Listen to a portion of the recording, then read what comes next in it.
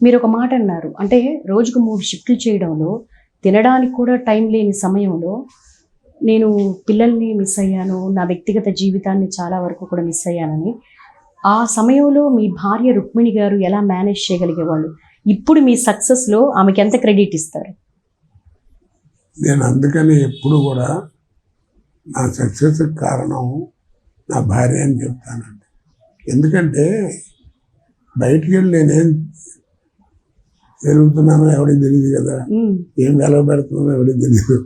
నేను చెడు చేసినా, మంచి చేసినా, చెడు చేసినా రిజల్ట్ వాళ్ళకే కదా పాపం. అన్నీ భరించి పాపం మరి అలాగా మరి వాళ్ళకుంటే ఇబ్బందులు వాళ్ళకుంటాయి. వాళ్ళకి అది చేసింది అదే, నాకు అదే అండి.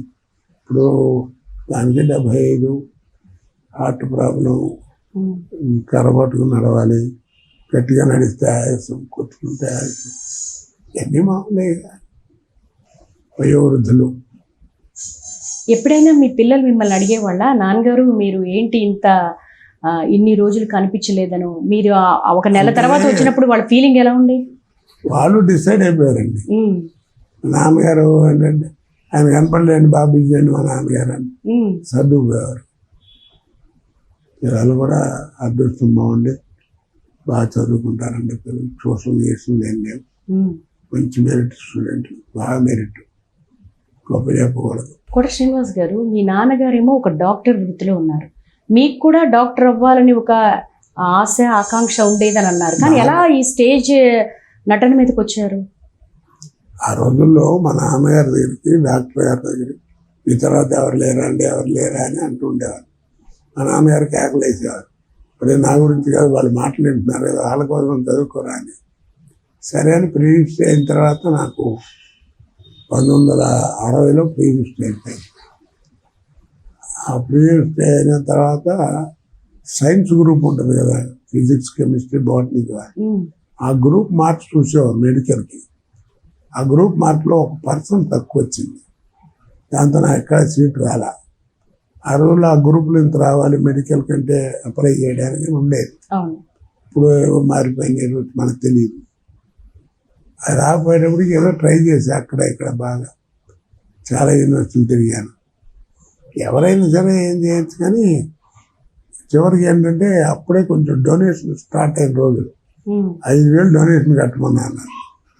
మా నాన్నగారు ఏమిటంటే, నువ్వు ప్రపంచంలో ఎక్కడేం చదువు, అప్పులు చేసాను చదివిస్తా, నేను 50 డొనేషన్ మాత్రం కట్టినాను ఆయన.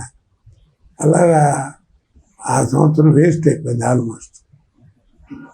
తర్వాత బిఎస్సీ చదివి వెళ్దాం మెడిసిన్, కానీ ఒక చెడు అలవాటు వచ్చి, ఆ ఆలోచన వచ్చి ఇటు చేరా. సరే ఇక్కడికి వచ్చిన నాటకాలు తెచ్చే అలవాటు ఈ లైఫ్లో అది మర్చిపోయాం. సరే మర్చిపోవడం వల్ల ఇదిగో భగవంతుడు మంచి జీవితాన్ని ఇచ్చాడు, దాన్ని సద్వినియోగం చేసుకున్నాను లేదని నేను అప్పుడప్పుడు అద్దం ముందు కూర్చుని ఆలోచిస్తుంటూ ఉంటాను. చేసిన తప్పులు ఏమిటి, ఏం చేశాను ఏంటి. నాన్నగారు డాక్టర్, మీరు నాటకాలు వేయడాన్ని ప్రోత్సహించారా? లేదండి, కొట్టేవారు కూడా, దెబ్బలు కూడా తిన్నారు. అలాంటి ఆయన పాపం నా పురోగతి చూడకుండా పోయారు ఆయన. అది నేను నా వెండి కొట్టింది అని ఆయన అనుకుంటారు. అనుకుంటే మా అమ్మగారు చూసింది కొంతకాలం, 2 సంవత్సరాలు.